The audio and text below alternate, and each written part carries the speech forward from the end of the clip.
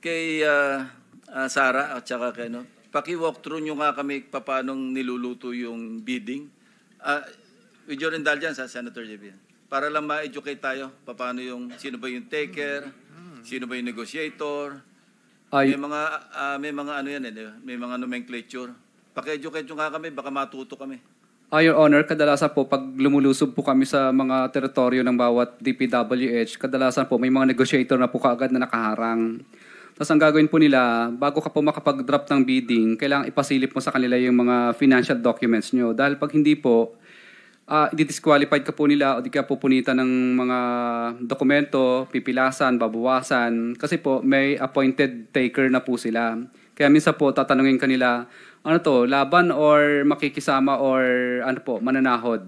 So pag sinabing manunahod or makikisama, hindi ka po nila pipilasan at kasama ka pa doon sa share na hatian ng percentage po. So yung sahod, mabibigyan nyo, magpapatalo yun, pero meron na siyang kita. Opo, pero kailangan po, ipakita niyo po muna sa umpisa yung kanyang financial documents po. Pero pag susugod ka naman po, yung laban po ang gagawin mo, tatakutin mo sila. So, ang mangyayari po, ang i-disqualified ka po nila kaagad. At pag nanalo ka naman po, ang mangyayari naman po ay tatawagan ka po ng negotiator o di kaya minsan po tatawagan ka na po ng district engineer po, pakikiusapan ka po. Para umatras po or pag hindi po, talagang mahihirapan ka talaga sa implementation, di ka rin po mananalo. Okay lang po, Your Honor, kung basahin ko lang po itong step by step. Okay, yeah? Sige. Para lang malaman din ng... andito si Secretary Bonoan, tsaka si Yusek Cabral, maski wala na sila. At least, malaman lang nila kung paano nagmamagic sa baba ba. Di ba? Yes po, Your Honor. It may be too late in the day, pero nothing's too late. Di ba, Secretary, no? Your Honor, part na rin po ito ng affidavit ko. Okay lang po, basahin ko po. Sa nasalihan po namin mga public bidding, may 2 o 3, may mga sumasali para sa Ang share na tinutukoy ko ay kumakatawan sa maliit na porsyento o pera na binibigay ng takers. Takers po ang nagbibigay noon para sa mga mga negotiator at saka sa mga bids and award committee. Ito ay kumakatawan sa bayad para sa pagsali at pagpapatalo ng ibang qualified na contractor sa mga bidding. Umaatras po yung mga bidders kasi po hindi naman talaga sila mananalo kahit anong gawin nila. Ginagawa ito upang magmukhang lehitimo ang nagiging proseso ng pagkuha ng project. Kung mapapansin ng mga mambabatas, makikita na halos dikit-dikit lamang ang presyo ng mga bid amount ng mga sumasali sa rig bidding at peking bidding na ito. Bago pa man magsimula ang dropping ng bids at opening na madalas ay naka-livestream sa YouTube ay alam na ng mga contractors kung sino ang nakatagdang manalo. Kung biglang mag-dive o biglang pagbaba ng presyo sa kanilang bid na isinumite upang maging lowest calculated bid ay kadalasan dinidisqualify ito ng back gamit ang ilang proseso upang maibigay pa din sa taker ang project. Isa sa mga proseso ay ang pagpupunit sa dokumento o pagsulat sa mga pahina ng bidding documents upang madeklara itong non-compliant at tuluyan ng hindi makonsidera sa proyekto. Ilang beses naming sinubukan labanan ang prosesong ito sa pamamagitan ng pag-report at pagpapadyaryo sa mga tiwaling kawani ng gobyerno, ngunit hindi lahat ay nadadala dito. Mayroon akong mga naitagong newspaper clips na ako mismo ang nagkwento at naglahad ng mga kalokohang ginagawa ng DPWH, subalit hindi sila natitinag dito at patuloy pa din kaming dinidisqualify sa bidding. Naisip ko noon na kung magpapatuloy ang ganitong sistema ay hindi ako kailanman magkakaroon ng kahit anong proyekto dahil sa lantarang pandaraya na ginagawa ng mga kawani ng gobyerno. Ang taker ng proyekto naman ay ang mga may-ari ng project. Sila ay mayroon ng mga nakausap sa loob na bids and award committee o ang mga back upang makasigurado na sa kanila mapupunta ang project. Maaring nabili na nila ang proyekto mula sa congressman at iniintay na lang na lumabas ang resulta ng bidding na isinasagawa. Sa madaling salita, nakaset na o nakaayos na sila ang mananalo at makakakuha ng mga proyekto. Ang taker ang siyang may-ari ng project. Yung sinasabi, nabanggit mo yung congressman, may personal knowledge ka rito na tungkol sa mga participation ng mga congressmen o mambabatas sa bidding pa lang? Kadalasan po, Your Honor, sinasabi po ng negotiator na kung sino yung nakakasakop na Negotiator. distrito. Okay. Sige, please proceed. Sa madaling salita, nakaset na at nakaayos na sila ang mananalo at makakakuha ng mga proyekto. Ang taker ang siyang may-ari ng project dahil nabili na nila ito sa mga may interest o may hawak sa mga lugar na kung saan gagawin ang mga proyekto. Sila din ang nagbibigay ng share sa mga contractor na nais sumali sa bidding. Sa ilang beses naming nakasali at nanalo ng bidding, ay ilang beses din kaming tinutulungan ng BAC upang ayusin ang aming mga papeles. Lalo na kung dapat ay ma-disqualify kami dahil sa pagkakamali sa aming mga dokumentong isinusumite. Nag-iiba-iba lamang kung sino ang taker, negotiator, royalty, backup, player, at iba pang terms na ginagamit sa bidding. Ang nananalo sa bidding-biddingan na ito ay ang mga may kapit sa mga matataas na opisyal. Ang negotiator naman ang nag-aayos sa mga gustong sumali sa araw mismo ng bidding. Sila ay kadalasang tao ng taker o di kaya ay membro ng BAC upang makasigurong kontrolado nila ang magiging flow ng bidding pati na din ang magiging resulta nito. Ang royalty naman ang mga taong nanghihiram ng lisensya. Sa kalakarang ito, ang totoong gumagawa ng proyekto ay ang mga contractor na walang sapat na kapasidad upang makasali sa public bidding. Nakadepende sa pag-uusap kung magkano ang royalty fee, pero kadalasan ay nasa 3 to 5%. Ito ng project na napupunta sa may-ari ng lisensya na hinihiram nila. Ang player naman ay sumasali lamang sa mga bidding. Sila ay qualified sa proyekto upang magbigay daan sa taker na nagpauna na or bumili ng project sa mga congressman. Kapalit nito ay tinatawag na share na agad-agarang nakukuha ng player upang magpatalo sa project at magmukhang lehitimo ang bidding o para magmukha siyang competitive bidding na naayon sa batas. Ang share ay kadalasang 1:1 or 1,000 per 1 million, depende sa naaprobahang budget ng kontrata. Ang obligasyon ay ang pera na binibigay ng mga contractor sa bawat kawani ng gobyerno at tao na involved sa proyekto. Ganito ang karamihan sa nagiging proseso na tinatawag nilang bidding sa DPWH, kung saan usually ay negotiated na or may nag-aayos na at may nakatalaga ng dapat makakuha ng proyekto. Sa umpisa pa lamang ay rig na ang bidding dahil hindi pa nagsisimula ang pinaka-bidding ay may nakabili na ng proyekto o may mga nakatakda ng manalo. Kadalasan, upang makakuha ng proyekto ang mga contractor ay nagbibigay ng mga advances sa mga politiko upang ma-reserve ang isang proyekto at siguradong sa kanila mapupunta dahil hawak ng mga politiko kadalasan ang mga tao sa Bids and Award Committee. Ito ang mga sinasabi nilang SOP. Sa araw ng bidding ay meron ding nag-aayos sa mga sasali na tinatawag na negotiator upang makontrol kung sino lamang ang bibili ng bidding documents at kung sino lang ang makakakuha at makakabili ng bidding documents. Sila lang ang pinapayagang sumali sa public bidding. Nagawa-gawa lang para magmukhang lehitimo. Ang ibang qualified na contractor ay madalas na hindi na pinasasali at binibigyan ng tinatawag na share o porsyento. Ito ay nanggagaling sa taker o ang nakatakdang manalo sa bidding para mai-award sa kanila ang project.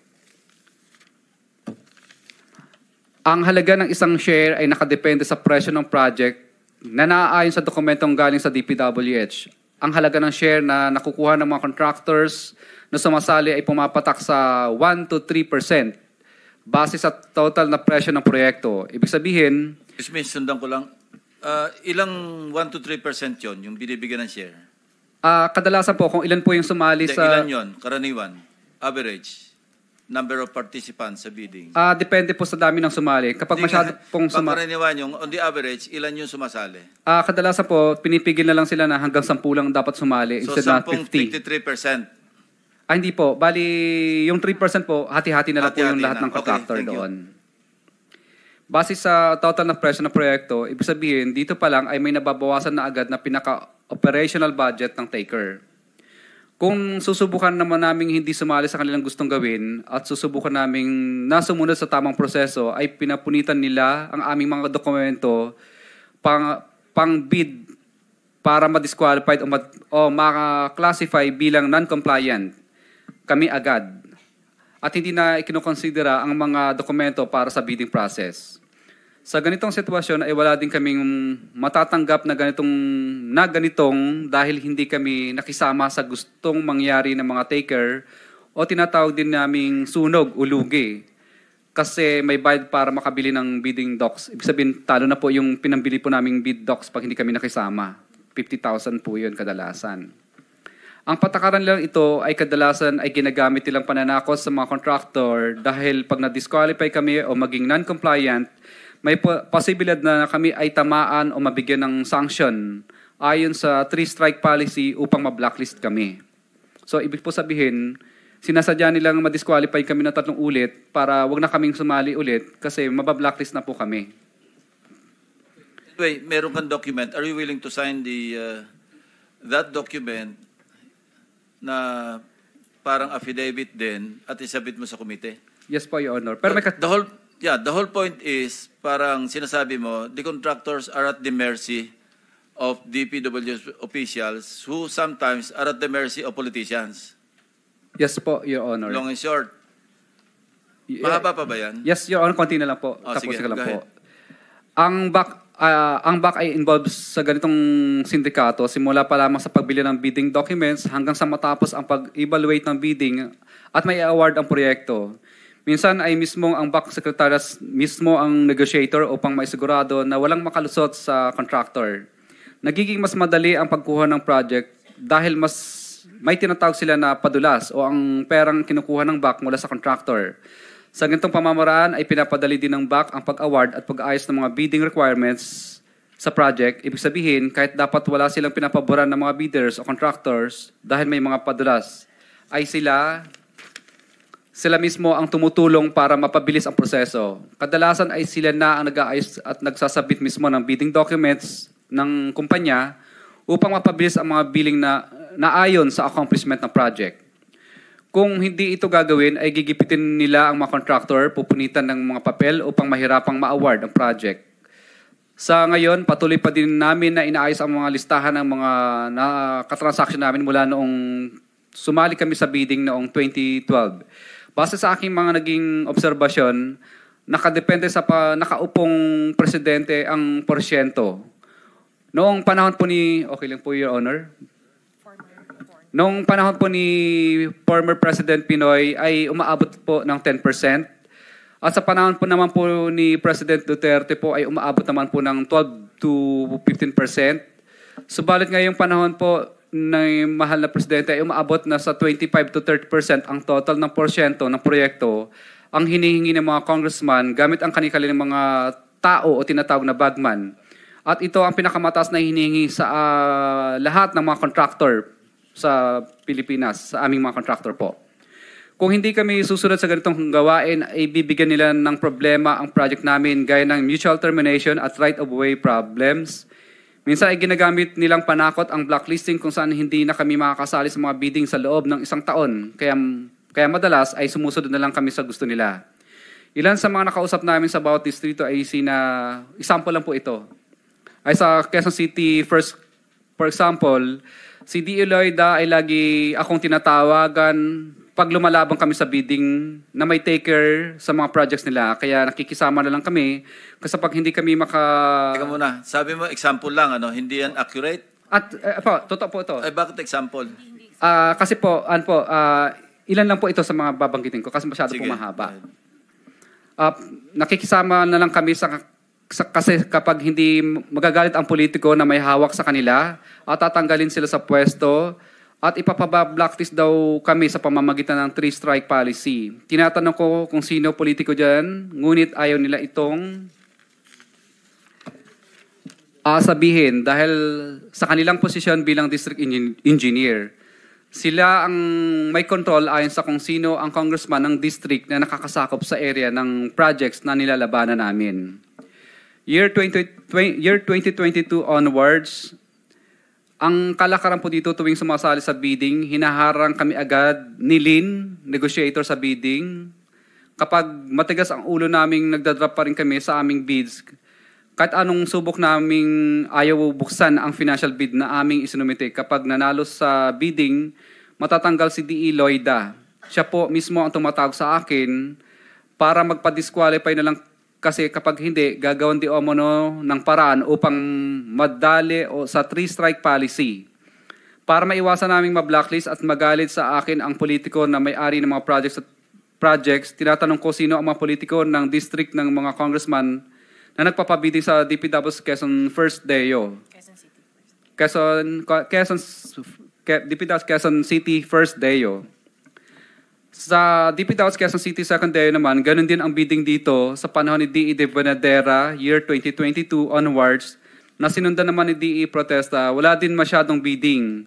Kasi kapag sumasali kami, disqualified agad at papakiusapan ka ng negotiator na umatras kasi may taker na rin mga politiko dito. Kung kanino galing ang projects. Gaya ng Quezon City First Deo, 3-strike policy din ang panakot nila at magagalit daw di umano ang mga politiko sa DE kapag nanalo kami at tatanggalin sila sa pwesto. Ang congressman sa lugar na ito ay magagalit sa amin at papahirapan kami sa implementation ng proyekto kapag ito ay na-award sa amin. Kaya napipilitan kami minsan umatras dahil sa matinding pressure at pakiusap ng DE at negotiator. Minsan kapag hindi pa rin maayos, mga taon na ng congressman ang tumatawag at kumakausap sa amin kapag ayaw pa rin naming umatras. Yun po. Anyway, pattern na establish mo yung pattern. Thank you for watching. Don't forget to like, share and subscribe for the latest hot news of the press.